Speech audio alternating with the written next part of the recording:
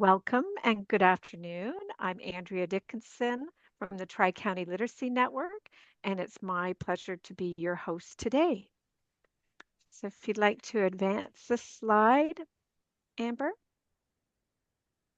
Perfect, thank you. I'd like to introduce our presenter today.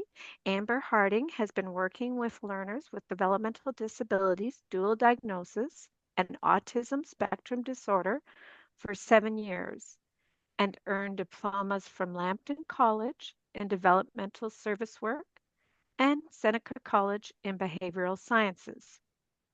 She has applied her skills to teaching respite clients activities of daily living, job coaching, and job development for those facing barriers due to a developmental disability at Goodwill Career Center, and teaching sports co-curricular to those with physical and developmental barriers at Pathways Health Care Center for Children. She currently works as a learning specialist in the Community Integration through Cooperative Education program at Lambton College in Sarnia, modifying and adapting learning for students with exceptionalities. In her time there, she has facilitated the Inclusive Spaces Committee to increase opportunities for inclusion and decrease barriers at a post-secondary level. She has been awarded as an emerging leader for accessibility and inclusion from the City of Sarnia for these efforts. You could advance the slide, Amber. Before we get started, I would like to share the statement of recognition. While we meet today on a virtual platform, let's take a moment to recognize, respect, and acknowledge the importance of the lands we occupy and from which we benefit. Today, let's affirm our commitment and responsibility to improve relationships between nations and our own understanding of local Indigenous peoples and their cultures. Let's remind ourselves that wherever we are, we live on the ancestral and unceded territory of Inuit, Métis, and First Nations people. Next slide. I'd like to share a bit of background information about the Pop-Up PD for literacy educators. It's a free webinar series developed by Ontario's LBS regional networks and the provincial support organizations for literacy. It supports LBS practitioners with presentations on topics important to them. English webinars presented for LBS practitioners annually since 2015-2016. All webinar presentations, recording links, and transcripts are at Pop-Up PD resources for LBS educators. And of course, webinar topic ideas are always welcome at eChannel@contactnorth.ca. During the presentation today, please put your questions in chat and they will be answered at the end. And I will turn it over to our presenter now, Amber Harding. So thank you, Amber, for being here with us and for putting this presentation together for us today. Thank you so much. Thank you so much for the warm welcome from everyone. I'm really excited to talk about these topics today. They're near and dear to my heart, and I could talk on and on about all that I'm going to share today, but we'll keep it short. We'll go over a little bit of an introduction, then go over how teaching for the average student is actually a disadvantage to educators, how specific learners may need different styles of teaching, a little bit into universal design for learning, and then at the end I'm going to share some resources because it will be a lot to learn, and then you might be questioning how you are teaching, and the resources will help guide after this.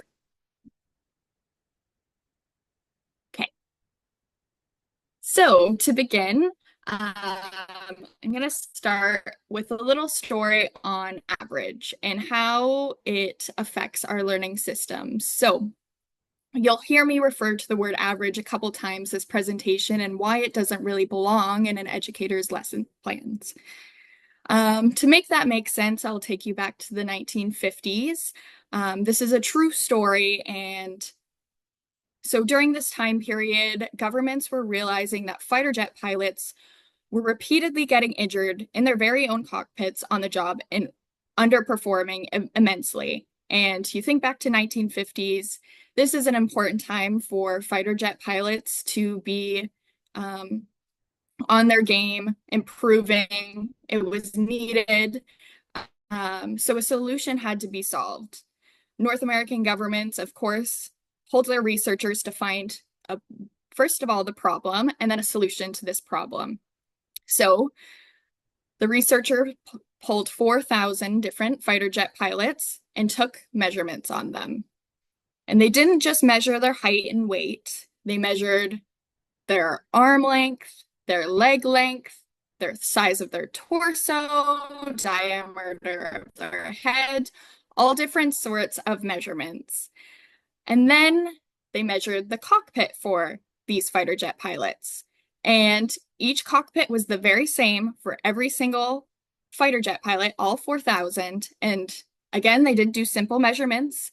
They measured the length from the armrest to the control panel, the length of the steering controls, very specific measurements. And then they had two sets of data to look at. After 4,000 pilots were measured, I'm sure you can see where I'm going with this. 0 fit into their cockpits, and 0 were even close to fitting into their cockpits. And how does this relate to what I'm getting into today? The designs were made for the average pilot, not the dimensions of the pilots we see every day. The solution that the governments came up with was to build an adjustable cockpit for the range of dimensions, not the average. And what I'm going to get into today is how, as educators, we need to design for the range of our students, not just the average student.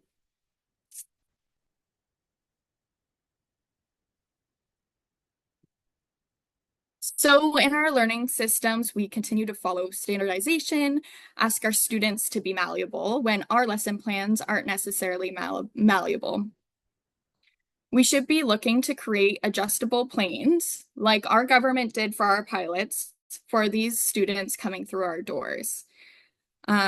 So we need to look at the range, and not just the range of deficits where the struggles are, but the range of strengths in our students. And that's where universal design for learning steps in.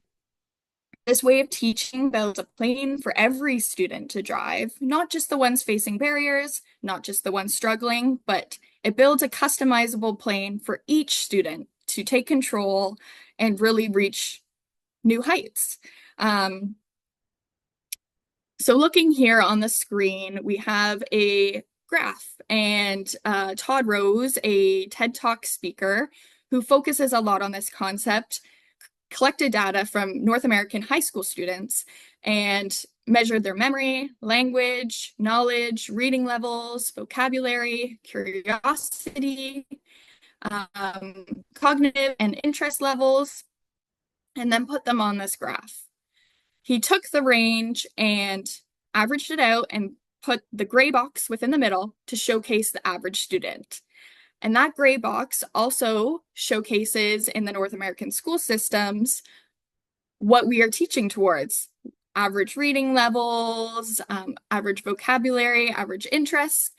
And then the blue lines showcase the range of where North American students actually lied. So if we look at this graph, minimal of the blue lines fall within the gray box. So we are missing a majority of our students due to teaching for that average rather than teaching for a range.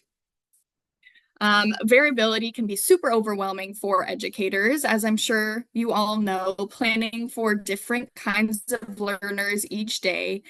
But if we are proactive and use universal design for learning, we can recognize that variability actually can be predictable, which we'll get to later, but this actually saves time because we're proactive with all our problems, taking down barriers and just helping our students in the long run. Amber, I'm sorry to interrupt. It's Andrea Yes. here. People are having difficulties with your voice and screen being a little glitchy. So I wonder whether it might be helpful. I Okay. think it's your connection, maybe to turn off your video, just and we'll see if that's better for people so they can hear you better. Yeah, of course. I'm sorry that Okay. there's been this issue. Thanks, Amber. All right.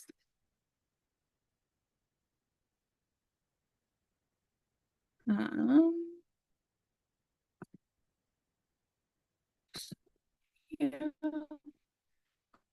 all right, I will continue. So, learning today is okay, perfect. Um, learning today, as we know, and why you're here today, is we are seeing a lot more needs. And I'm sure there's been a student that sparked your interest, and you thought today's pop-up PD would be beneficial to join. We are seeing a rising number of learning disabilities, mental illness barriers, and developmental disabilities in our teaching. Number of learning disabilities is sitting at 39.8% of school-age children, and that carries on into adulthood. The prevalence of mental illness slowly increases each year until we reach adulthood, which is 1 in 4 um, individuals will experience a mental health barrier in their lifetime. And developmental disabilities, we're looking at around 1% of Canadian adults 15 or older are diagnosed with having some kind of developmental disability. So the needs for UDL are there. So where do we begin? So I come from a background in behavioral sciences and learning how to identify behaviors for what they are and what it can lead to us. So I really have the perspective that behavior is a form of communication. Um,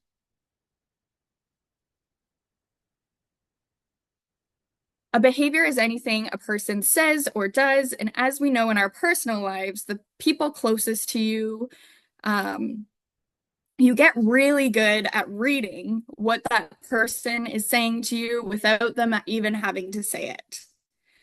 For example, you see your partner coming home with shoulders sagged, a frown on their face. They drop their work bag on the ground, and without them even saying, you know they probably didn't have a great day at work. And you probably know that person well enough to know to go hide or to ask them about their day. So we have the tools to do this with our students. And we can do this by using the acronym SEAT. So SEAT is all about identifying that the behavior is just a way of communicating a need or a want. And as educators, we can look at this and troubleshoot how to address the problem. So we'll start with S, sensory. Sensory can look like skin scratching, foot tapping, stimming, physical touch. It's anything a student is doing to elicit some kind of stimulation to regulate themselves. Either they're overstimulated or not stimulated enough. This behavior cannot be reinforced socially. The way to address this behavior is to find an activity that provides the same sensory experience, but maybe less a barrier to learning or a barrier to the classroom's learning. A good example for this one is in my personal career, we had a student who would wear these work boots every day and would constantly tap his foot on the ground just to stimulate his nervous system. It was not something he could control, and it's what helped him learn.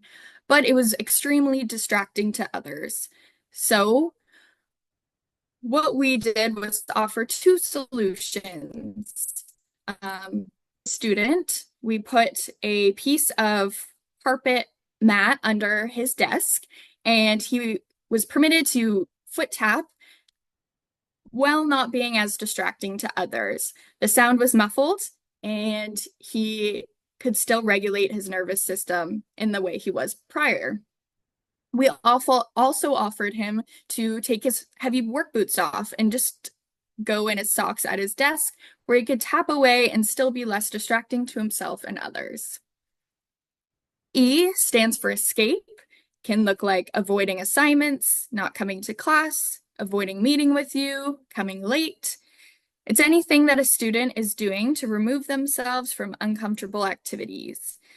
You will probably find a pattern of behavior when you start to recognize the behavior as escape.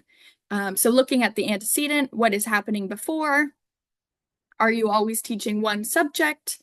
Is the student having to do something that is causing them to engage in these escape behaviors? What you can do as an educator is to break down the task into smaller steps, teach the student how to ask for a break, provide tons of praise for working hard. A stands for attention. So as educators, I'm sure you've seen students engage in attention-seeking behavior. It can be talking out in class, speaking over others, doing inappropriate things to get a response from others, anything a student is doing to get the attention from others around them. And then usually once you recognize this, you will also see a pattern of behavior. So this one can be reinforced socially, so providing tons of praise for appropriate responses, teaching how to ask for attention appropriately, providing more means for student engagement. And then lastly is T. It's tangible behaviors. So it can look like complaining for breaks, constantly on cell phones, not doing their work to get access to what they want, frequent bathroom breaks. It is any behavior that a student is doing to get access to something tangible. How to help is you can offer an alternative. You can't have this, but we can do this. First, then statements. So first we're going to do this, then it will be break time, breaking it down and letting the student know that the access to that tangible item is coming. So I have a couple of examples here. I can't really see the chat, but I will go through with them. What is the function of behavior? And we'll discuss this a little just so when it's happening in your learning environment, you can identify the function of behavior to hopefully take that information as a clue to move forward into how you could be teaching a little differently for that student. So you're running a small group activity. One of your students is making funny faces, noises, causing their peers to laugh, just being a little disruptive. So the function of behavior is attention. So although each situation is very individualized, from that short scenario, some tips I would give is to give positive reinforcement to any students that's not engaging in the attention-seeking behavior. So Amber, I appreciate your attentiveness and respect, ignoring the unwanted behaviors, and then reinforcing each student that follows suit. You can find ways to teach that student in the classroom, regulated attention seeking, creating a buy-in, positive reinforcement wherever you can. Say you recognize the pattern of behavior, the student is attention seeking only in groups or only with a specific student. You can create means of barrier-free engagement, group activities to get that student what they need. So my next example is if you are teaching students to public speak, one of your students just won't come in the classroom whenever class time is given for these presentations. They refuse to work with you, and they just sit in the hallway. What would the function of behavior be?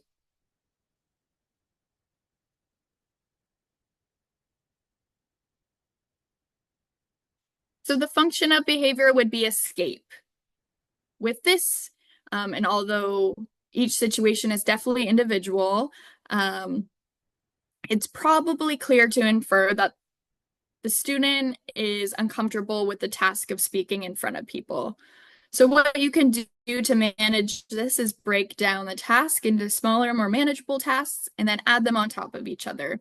Maybe begin by sharing one sentence in the hallway and then one sentence within the doors of the classroom, one slide to the classroom, and so on.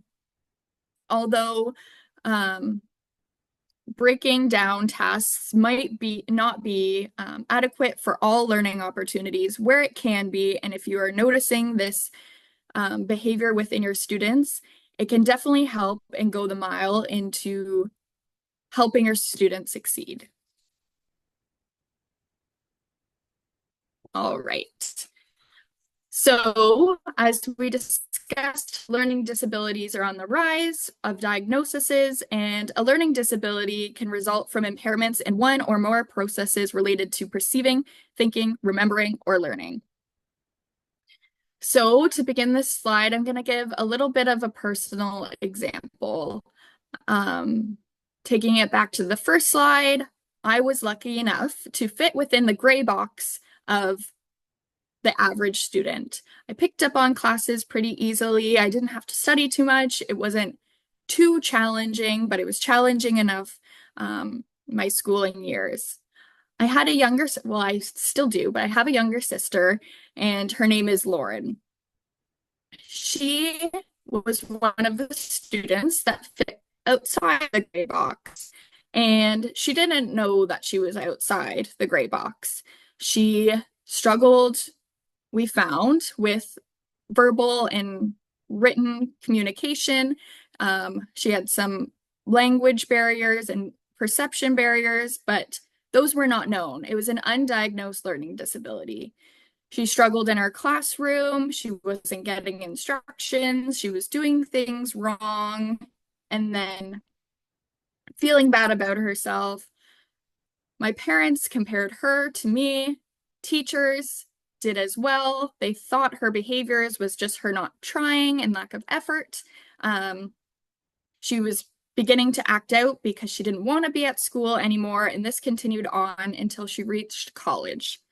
In college, she had an educator that allowed her to have visual instructions and modeled how to do assignments with her. When she went to college, she succeeded and she won scholarships. She was the top of her class, and all it was this one teacher recognizing that there was maybe some struggles and taught in different ways. It was that teacher that also had her diagnosed with a learning disability, and it made her world so much brighter. And there are so many different things we can do as educators to help those that are falling beneath the cracks that might not even know they need the extra help. So, some ways you can do this is to deliver instructions in various ways. When delivering instructions to your student, offer the same direction in different mediums. Provide verbal instructions along a step-by-step breakdown. Using pictures where you can. Providing personal examples when you can. Modeling how to do this assignment personally, showcasing how you do it. Next, you can provide prompts for students. So prompts provide a bridge to gap where the student needs that bridge. So it could be, for example, in a written assignment, you provide the first sentence for the student, and they have a base to know where to start and learn work from. Verbally prompting the students, using visuals to prompt the students alongside learning, and then checklists are an excellent way to aid your student. Checklists are so beneficial because you can really see where the student needs that extra help. For example, like my sister, she wasn't able to identify where she was struggling. She just knew that school was hard. Using a checklist in an assignment or a learning strategy, the student will know exactly the question they need to ask or what they need help with because it's something they are unable to check on their box. It provides structure for students and it is a lot easier to go up and ask for a specific question um, that the student is struggling with on their checklist rather than if you're given an open-ended assignment or question, the student might not know where to begin or what they're struggling with. They just know they're struggling and it's overwhelming. So I definitely recommend checklists.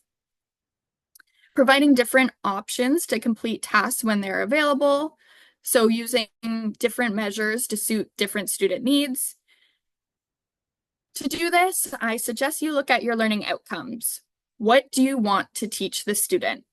And then you can look at what you're willing to give up. So maybe you have done a written assignment for this class many of times. Can that written assignment be a podcast assignment? Can someone who struggles writing maybe talk about or discuss the learning outcome? Can it be demonstrated rather than read about? Is there different means to get that learning outcome across for your students that might need it?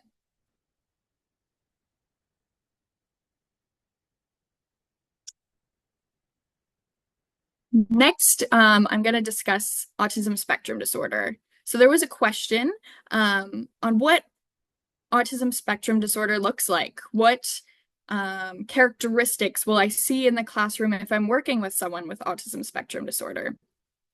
First of all, autism spectrum disorder is a developmental and neurological disorder that impacts the way a person perceives and communicates information. And although I'm talking about characteristics in the classroom, I really want to drive home that no two students with ASD will be exactly alike. Just as in every other student, there's no such thing as an average student. There's no such thing as an average student with autism spectrum disorder. But there are some characteristics that will show up, and if we discuss them, you can better prepare, and we'll go over some different learning styles, but some of the characteristics begin with impaired communication and social interactions. Students may have difficulty with comprehension, conversation skills, and understanding the subtleties of language, meaning sarcasm might be misunderstood. The back and forth of conversations aren't a skill that the student may have. They might have trouble understanding the meaning behind a conversation or hidden emotions that you're expressing with a conversation. The student might just have some impairments to social interactions in whole. Repetitive behaviors, so engaging in repetitive body movements, repeated questions, or conversing on repetitive topics. Restrictive interest and difficulty with change. So a student may have very specific or fixated interests on a topic, and they might range from, I'll give an example. I worked with a student for a long time who was fixated on ceiling fans. We couldn't go into a area or a classroom that had a fan because it captured his whole attention. To mitigate this, we had designated ceiling fan times, would go visit fans, but created a routine so that the fans didn't create a change in his schedule and the restrictive interest didn't become a barrier. We used it as to create buy-in rather than as a barrier. Sensory sensitivities. Before this presentation, I have a student who is a great advocate for themselves and deals with the barrier of hypersensitivities. They're overstimulated. And I wanted to have a conversation with them to best get across what it feels like so that I could share to you guys today an honest, real life experience with this so we can better understand. So this student gave an example to me of how sometimes the classroom feels. They said, imagine you have 4 things left on your Christmas wish list, and it is Christmas Eve. You must get all those things. One is a turkey for Christmas dinner the next day, and you have to go to a Walmart parking lot that is a busy shopping center and go into that Walmart and buy the turkey and the 4 things on your list. The parking lot's overwhelming. Even getting there, it's super busy. There's people coming in every direction and angle. You walk in the store, the lights just seem too bright. There's too many people. The Christmas music is too loud. And then you go to the aisles. Everything you're looking for isn't there. And everything starts building and building and building. And everything is overwhelming at that period. I thought the example was great because then I asked them how to explain that feeling to what they're feeling in the classroom. They explained that they could get to that overwhelmedness that we would feel in a shopping center the day before Christmas trying to get our list done in the classroom just by being by a window. So they shared that being someone who is hypersensitive, they can hear the buzzing of lights. Sitting by a window, they can 3 blocks down, someone's mowing their lawn. It sounds like nails on a chalkboard to them. It's all they can hear. Then, if that's distracting to them, the person in the back row chewing their chewing gum is also an added noise, and they feel everything they have to do is super overwhelming because they can't do it on top of what they're experiencing.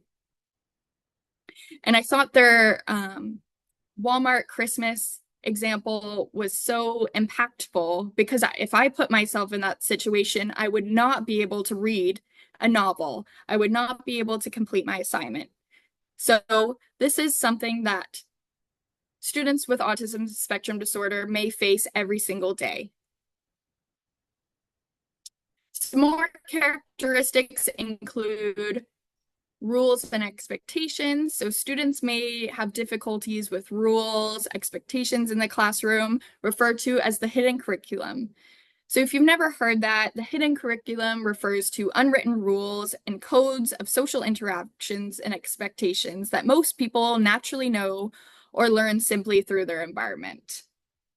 So someone without autism spectrum disorder may pick up on the cues of lining up, staying on the right-hand side of a hallway because that's the direction that everyone is walking.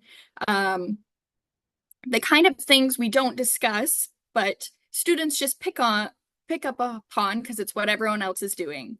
That skill might not be a skill that someone with autism spectrum disorder has, to pick up on the unsaid rules. So it's really important to be super clear and structured in our teaching to students with ASD. Lastly, organizational skills, keeping their school supplies orderly, following directions, and understanding how components of an assignment fit together.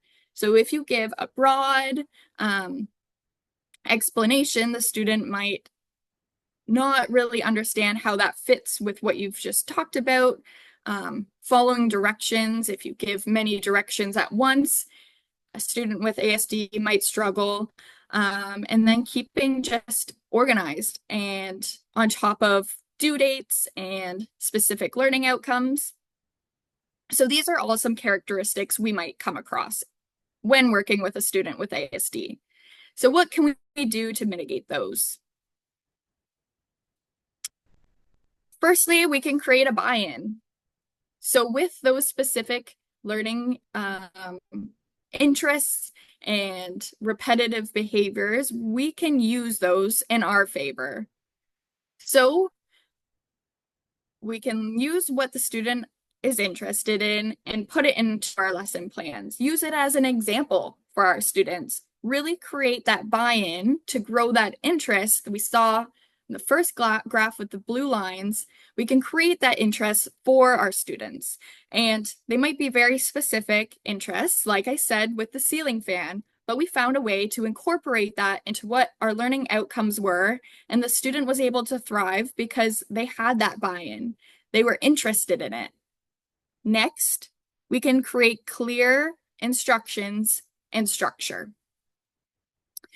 So breaking down our learning outcomes into smaller steps will help limit anxiety for our students. There is this method of teaching called chaining, and it is so excellent for teaching someone to master a skill at their own pace. What chaining is starting with your first link of the chain, which is the first step of what you're trying to teach the person. You're going to start with that first step and continue to have the student complete and try until they master that first link, the first step of what you're trying to teach them. Once they master that, you know that they understand it, you can create the next link. And that's the next piece of the skill that you'll have the student first do the first link, then the second, and so on. You can always also do it backwards, where the student will learn the end outcome and then start back to the beginning.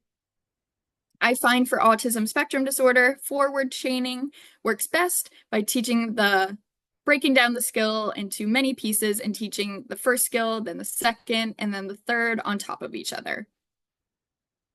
Next, going along with sensory needs, we're going to create an environment that limits stimulating factors.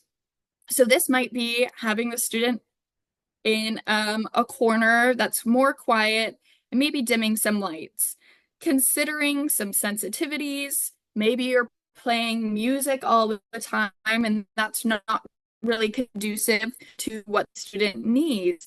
We are gonna break down or avoid using super overcomplicated visuals, have sensory breaks where the student might be able to do what they need. Maybe taking it back to the functions of behavior, you're seeing a lot of sensory behaviors and the student's able to talk about what they need. If not, you can look at that form of communication and look how to mitigate barriers. Like in my example, we put a piece of carpet under the individual's desk and they were able to regulate their sensory needs by simply tapping away in a more quiet, less barrier to the classroom way.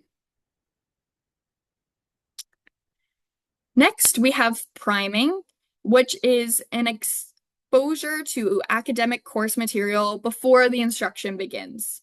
So this can look like explaining which concepts are most important before teaching a lesson, maybe providing potential questions the day before, teaching something so the student has time to kind of percolate, make sense of what they're going to learn before.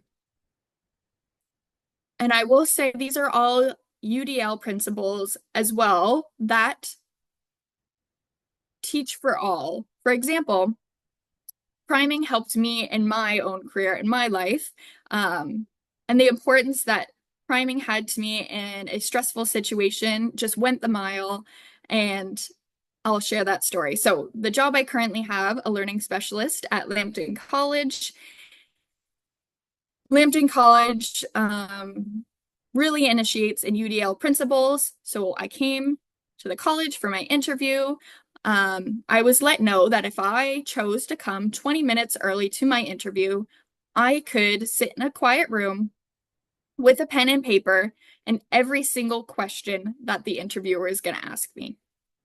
I had the opportunity to look at these questions, understand them, write notes to myself down, really take those nerves away and give my honest answers. Before I was called into the interview with no surprises, they asked every single thing on the sheet, and I was prepared. It made such a difference in my interview experience that I know how meaningful this simple thing could be to a student trying to learn something new. I will never forget how much stress that took off my shoulders, being anxious and nervous and maybe overstimulated by having an interview. So priming is a great way to lessen anxieties in our students. Next, visual supports. A lot of people think that people with autism spectrum disorder are solely visual learners, which is not the case. Though many students with ASD do learn better with visuals, not all students are. And just going back to the point that no two students are similar, even if they both have ASD. But we do learn that providing instructions and supports and different methods is beneficial to all students. So visual supports are definitely somewhere you can start and really be a key to unlocking knowledge within a student. And next, using positive reinforcement. Positive reinforcement can go the mile for any student, but especially students with autism spectrum disorder, if you are using a reinforcer that is meaningful to them. And as you get to know these students, you'll begin to realize what that student may be interested in, what the student needs. And it might be very different than a typical learner, like a cell phone break. The student, back to my example, who's really interested in ceiling fans,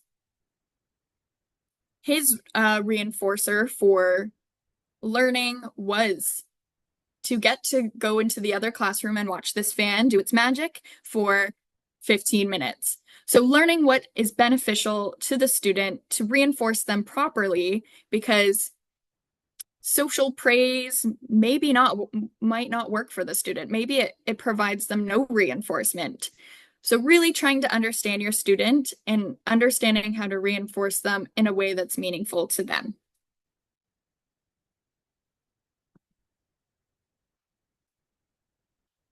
So next, I know there's been some pop-up PD regarding to mental health barriers in students. So I'm just going to touch briefly on something that I've seen in my work regularly in students suffering with mental health barriers, but it's also very prevalent in students with autism spectrum disorder. And it's called emotional dysregulation.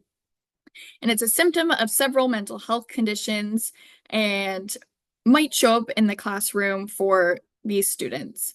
Emotional dysregulation makes it difficult for a student to control emotions and their reactions to them.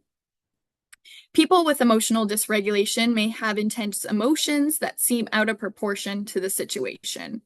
And this can present as irritability, angry outbursts, anxiety, depression, difficulty resolving conflict, difficulty controlling impulsive behaviors.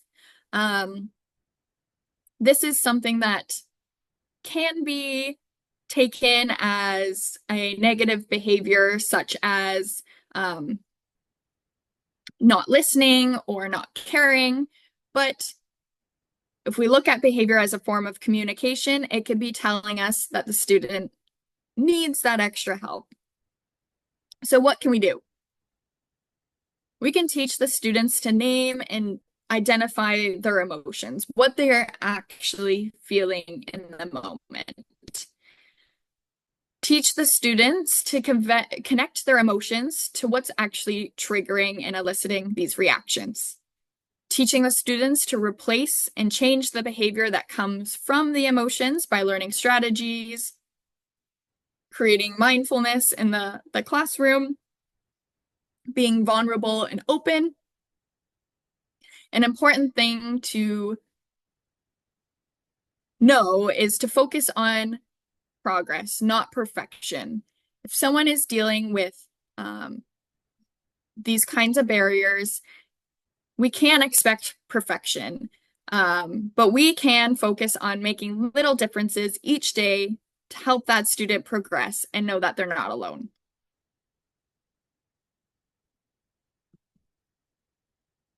Okay. So, universal design for learning.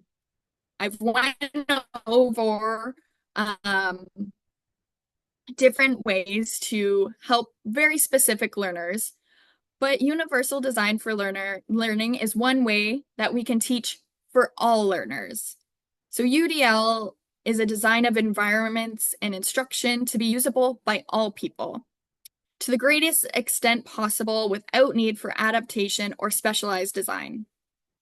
The goal is really to create inclusive instruction, remove unnecessary barriers, and improve access for all learners.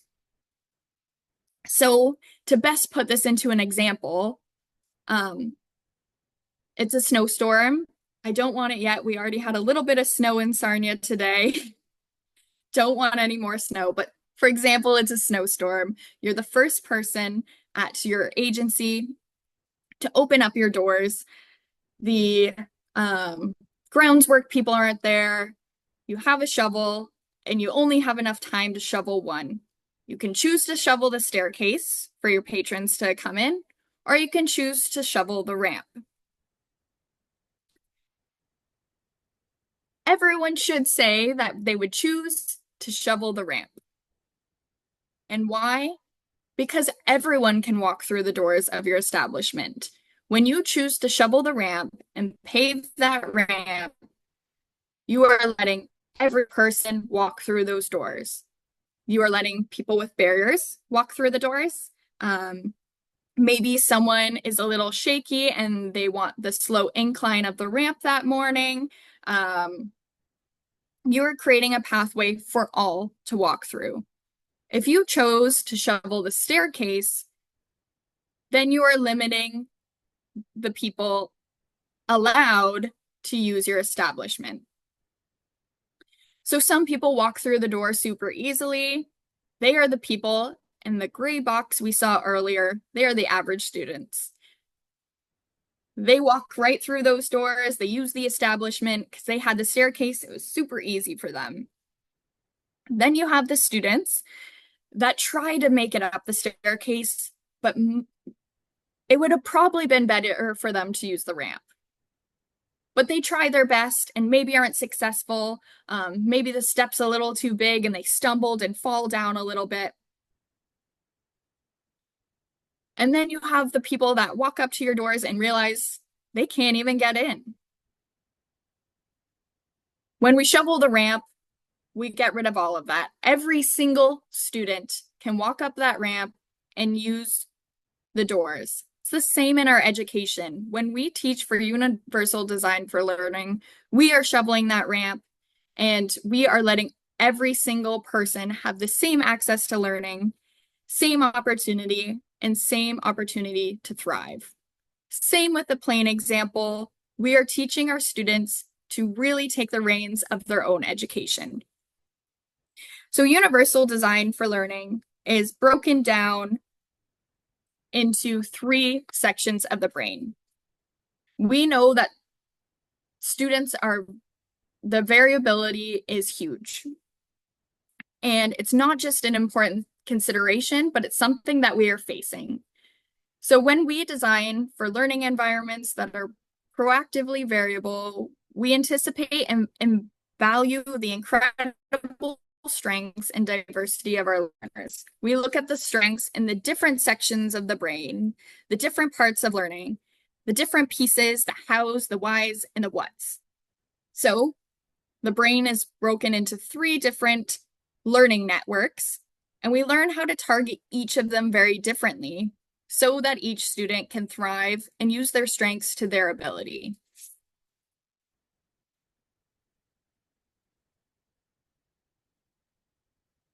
So first, we'll begin with engagement, providing multiple means of engagement. It is the why of learning.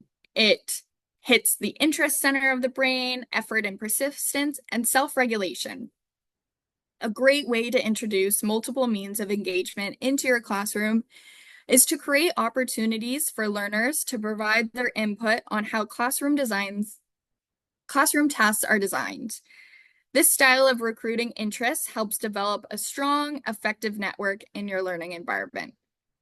Not every single strategy will work in every classroom, that I know, or for every subject area. So find the ones that you are comfortable with and that work for your discipline of learning. These principles can be applied to the overall design of a course and instructional strategies and materials used to teach a course. UDL principles can also incorporate these principles into presentations, group work, learning activities, field work, discussions, demonstrations, to make learning more accessible and efficient for all learners. So we provide options to recruit interest. We provide options for sustaining effort and persistence. And then we provide options for self-regulation. So including what the students like, what they are into, what your group you can see is interested in, and maybe just asking what the students are really liking and enjoying, letting them take the reins, and knowing that their voice is important and that their learning can be led by them. That's going to create the buy-in, which I've mentioned a couple times now, and it's so important. Sustaining effort and persistence, as well as self-regulation. We talked about how self-regulation is so important for our learners.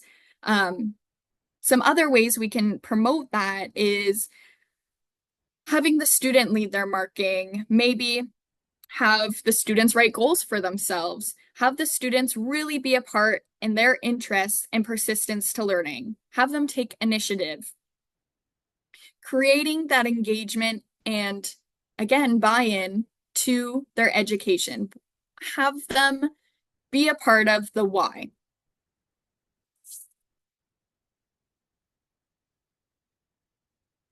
So next, we have representation. So it's the what of learning. It includes perception, language, symbols, and comprehension parts of the brain and understanding for a person. So back to my example with my younger sister, this is where she struggled and had an unknown learning disability. So anything including these different facets were a struggle for her in school. She was provided different means of representation earlier on in her education. Her education plan might have looked a little different. So multiple means of representation encourages educators to present information in a variety of formats. So we've talked about this. Images, graphic organizers, videos, audio, practical activities, hands-on activities. Learners really benefit from a variability of assistive devices, so using different applications on the computers. Maybe if you're doing some learning and testing, I know I am at fault of using Kahoot every time to create an engaging activity, but maybe next time I look for a different way to online quiz students and have them involved, not always using the same thing. Making sure closed captions are on our videos, making those small steps to represent what you're teaching in a variety of ways, because we are teaching to a variety of learners. It's crucial to make information available for the different learners. Using a checklist, again, is super helpful in making sure your learners' needs are met. You can see when using a checklist what the student needs help with without them even having to say. Multiple representations of a concept also help for dual coding in the brain. So if we look at the really sciencey stuff behind UDL, when you provide multiple representations of teaching a concept, so you're giving verbal instruction as well as written instruction, and also modeling the assignment for the student is able to link to different parts in their brain and then create their own connection to what you're teaching them. The student is a lot more likely, even if they do not have any deficits in any portions of the different facets, if they are the average student, they are still more likely to understand the concept better because we are allowing for dual coding within their brain. So just to rehash, we're going to provide different options for perception, how the student is taking in information. We're going to provide options for language, symbols, and then we're going to provide options for different comprehension styles.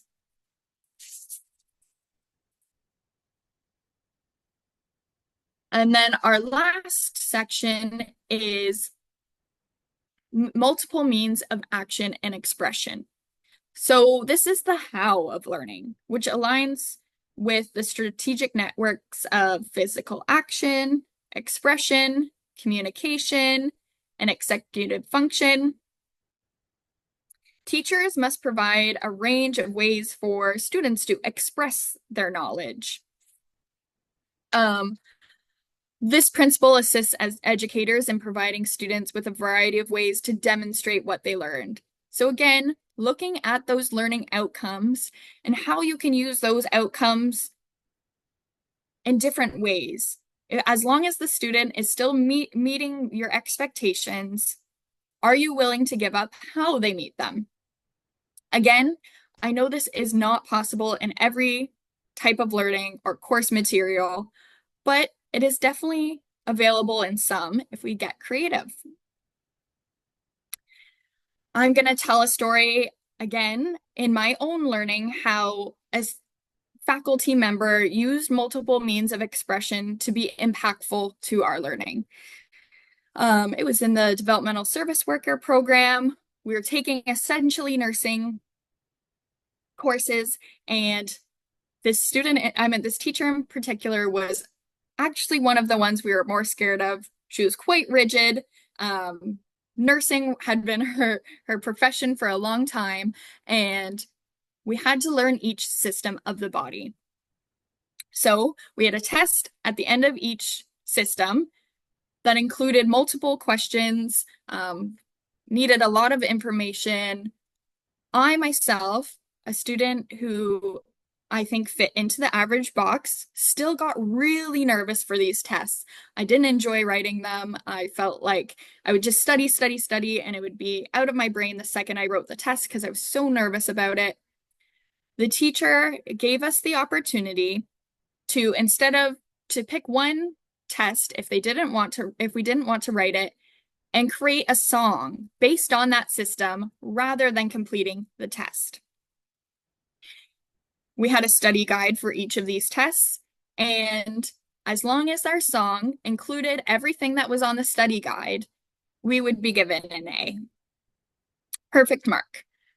So myself and multiple other students decided to pick a system when we needed it in the semester, where we wanted to express our creativity, or maybe we just needed a break, and this is how we learned better. I chose the integumentary system, and I wrote a song to Vanilla Ice's Ice Ice Baby, and I could still sing it for you to this day. But any of the other systems, I could probably tell you a thing or two, but I do not remember it in the same way I remember the integumentary system. And I am a student that I feel like I fit in the average box. What more meaning could that be to the student that really needed that opportunity, who was unsuccessful in tests? The student could really thrive, feel a moment of accomplishment, be more engaged in their learning, creating that song probably took a little bit more different studying, finding words that made sense, creating a rhyme, but also hitting all those learning expectations could be exactly what that student needed. It's what I needed in the time, and I will always think of UDL in that example, and I'll never forget it. So this sounds like a lot, and I understand that we're all teaching for different learners, and you might think, where do I begin? I can't change my whole course overnight. I've been teaching this. I have different learning expectations I need to meet. I don't really know where to start. I have compiled a list of different resources that are super beneficial to anyone looking to be more open to UDL and their practices and teaching, or maybe have a different set of students that they just feel like they need that extra bit of help to be more inclusive in their teaching. So the first resource is the UDL course assessment tool. And this was created by faculty at Mohawk College, and it is a tool for higher education, so which could be beneficial to adult learning. You go through this assessment and it breaks down each different piece of the brain, like I did, and will ask you yes or no questions based on what you're teaching. So you answer these yes or no questions. They can be as simple as, do you provide checklists for your students? Yes or no? And then at the end of the assessment and throughout, the tool will give you suggestions on things you can maybe do a little differently, suggestions on where maybe you aren't quite necessarily being UDL all the time.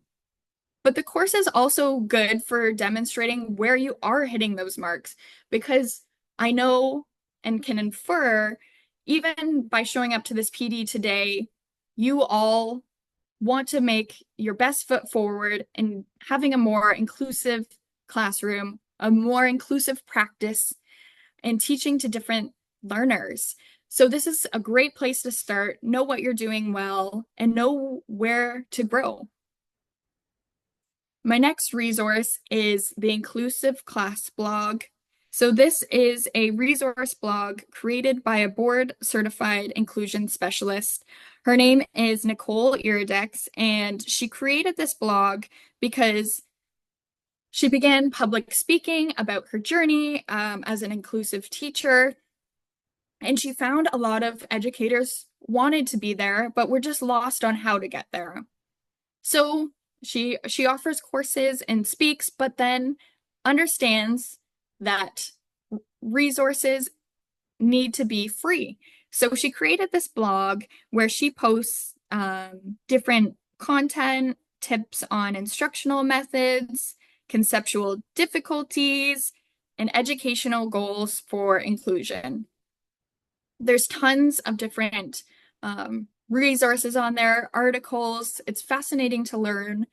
Some are geared to teaching youth, but some are generalized and I think would be great for you all to peruse maybe on a lunch break and just see some insight, because she is excellent. And if you can watch any of her videos and her public speaking, she's also excellent there.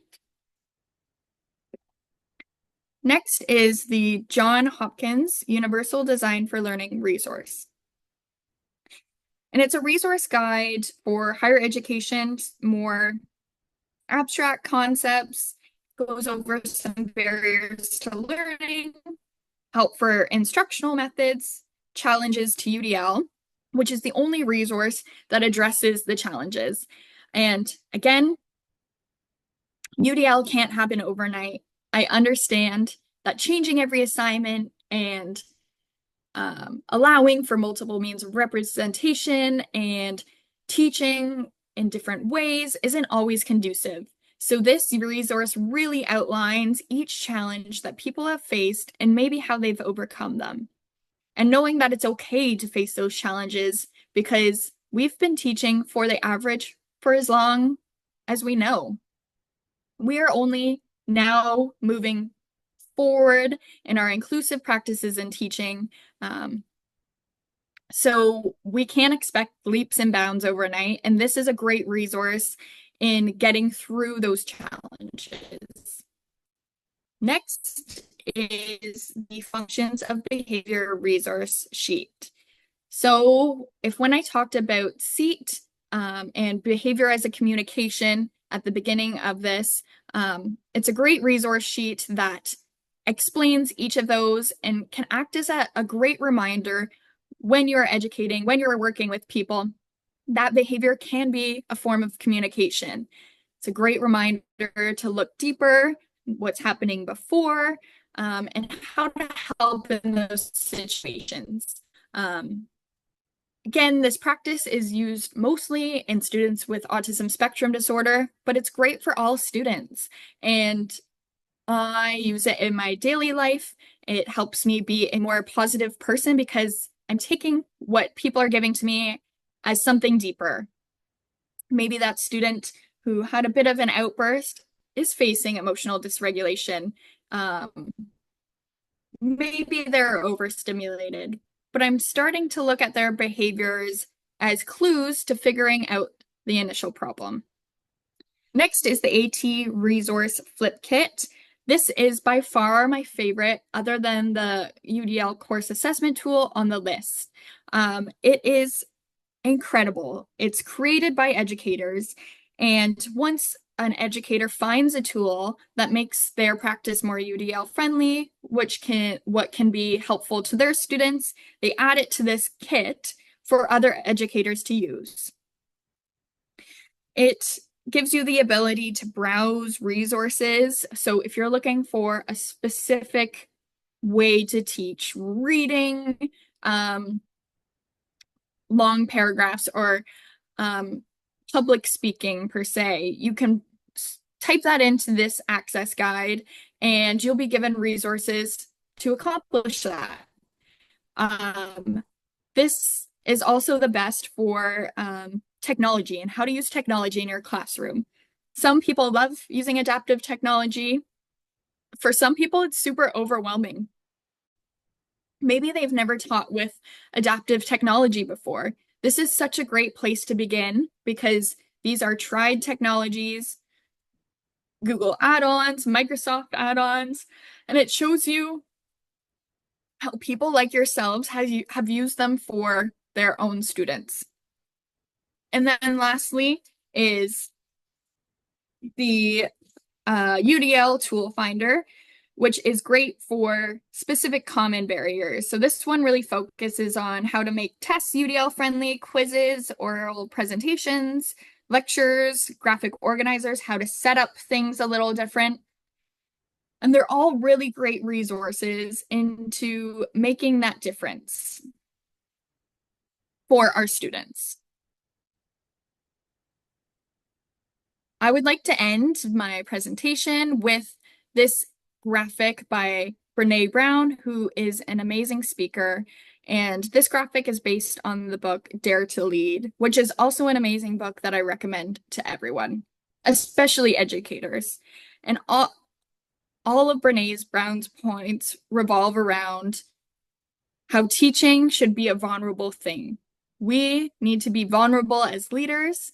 We need to accept change and know that our classroom can be an influence to real change in the world. Allowing ourselves to change and try things with students that might not work.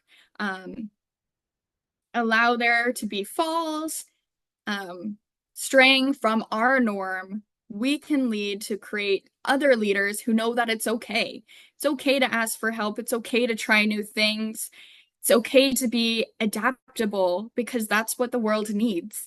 And I just take a lot of inspiration from her work and think it's great to sum up what we talked about today because there is so much to do and we can't do it all the time. So being vulnerable and you taking the step to come and listen to me speak today is being vulnerable and accepting that there's more work to do, that we can change. and we don't know it all. I know for sure I do not know it all. And I'm learning every day by the students I meet. So it's so important to take that for what it is and learn from it. And we're only moving forward in education. So I hope that we see a more and more inclusive world, and it can start in our very own classrooms. Um, yeah, so thank you so much for listening to my presentation. I before I take any questions, I have my phone number as well as my email that anyone is welcome to reach out at any times to troubleshoot things. My position is to go into the classroom and mitigate barriers for students and learn from them. And troubleshooting is something part of my everyday position. I would love to help and even just be an ear to listen if you're going through UDL changes and just want someone to talk to. I am very open to emails and phone calls, so my information is there on the screen. All right, so if anyone has any questions, I'd be happy to answer.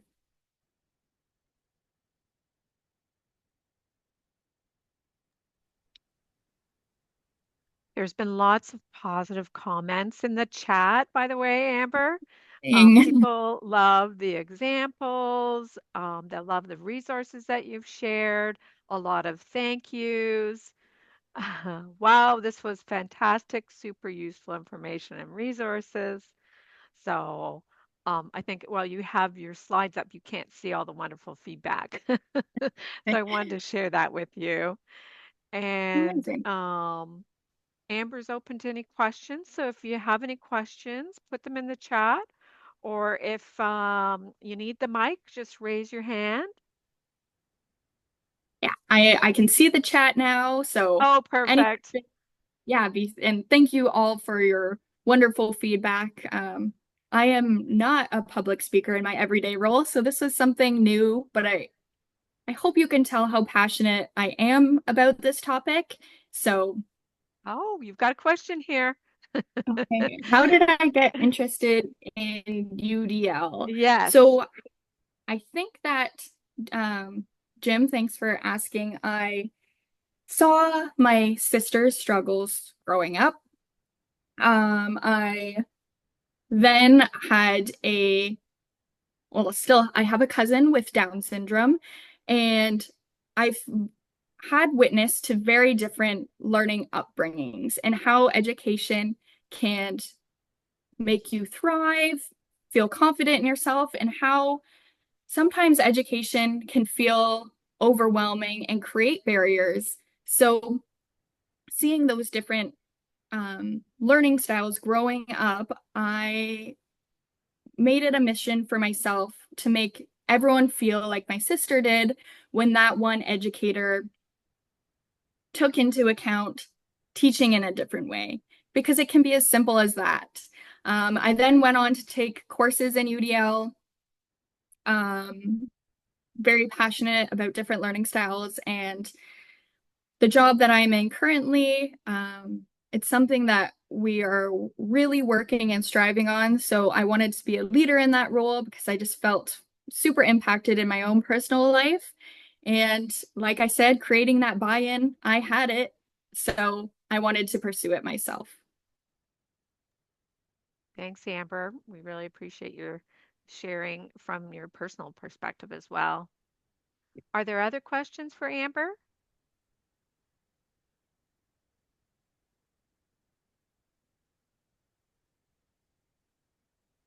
Okay, a lot of positive feedback, and there was a link earlier on that was posted about the presentation and the recording being available. Yes, it will be. And okay, here's one. The escape behavior is one difficult situation to deal with a student. What other suggestions can you give to deal with this behavior? Yeah, escape is super difficult because it's super slippery to get that student to show up or engaged. Um, Finding and recognizing when that behavior is happening is definitely the first place to start. Recognizing where and what is making that student escape and maybe miss classes, skip, leave early, whatever they're doing to engage in escaping. Once you recognize and kind of can infer why the behavior is happening, you can express this to the student and have a conversation with them on how you can maybe mitigate those feelings so they aren't engaging in escape. Showing that you're listening to the student and their needs. Sometimes it might just be you reaching out and being like, hey, I am recognizing you're doing this every time that, like in the example, we're about to public speak. What is something I can do to keep you in the classroom and engaged? And maybe providing different choices for the student. I think choices are really important because then the student feels in charge. They're going through some kind of barrier or thing in their life that is creating these behaviors. You give them different options to lead their own pathway.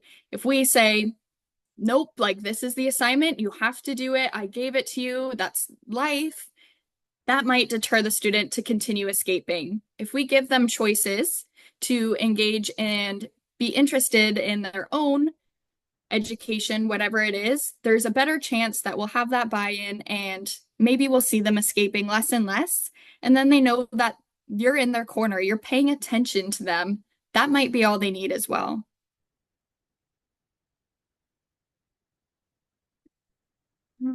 Great. Thanks, Amber.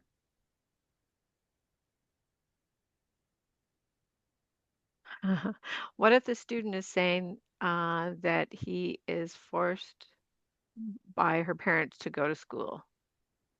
Yeah. So again, a tricky situation, and we can do our best to take down barriers, but like I said, progress, not perfection.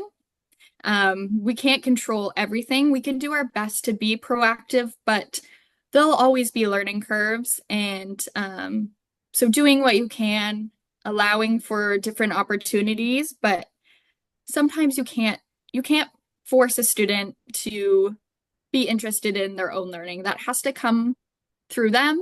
We can offer different means for them to want it, but we can't make them necessarily want it.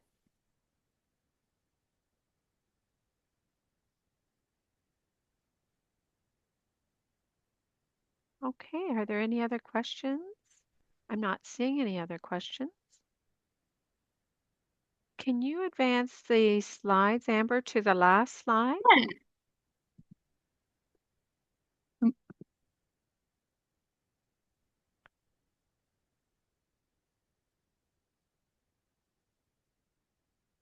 Thank you. Okay.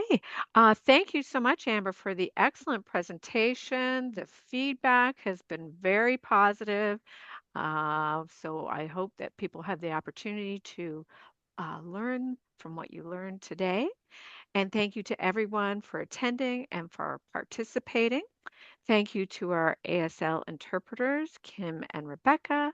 Thank you to Stacy and the committee for all your assistance. And we encourage you to please complete the evaluation. We look forward to hearing your feedback. And just as a reminder, there will be another webinar coming up. The last in the series will be on February 6th on targeted training ideas, successful skills for success delivery pilots. So we look forward to seeing you at our final webinar.